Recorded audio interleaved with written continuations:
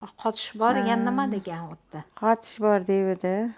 Keyin o'zgarish bor deb qo'rqitdi. Sen qo'rqitishgan edi-da u yerda. Mana bular Surxondaryodan kelganlar, Jumayeva.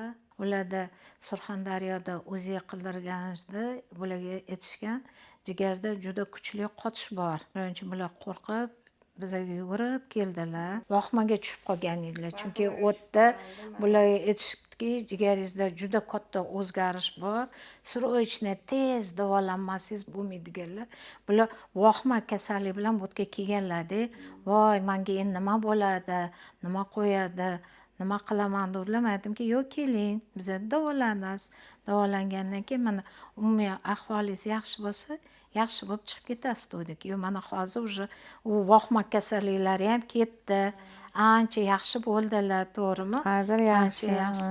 Lecheniyalarni oldik. Hozir ahvolim yaxshi. Lecheniyalarni vaqtida beradi. Sestralari ham zo'r. Vaqti bilan ukalarni urib ketyapti. Ovqatlari yaxshi, sharoitlari zo'r. Chiqib yaxshi bo'ldim.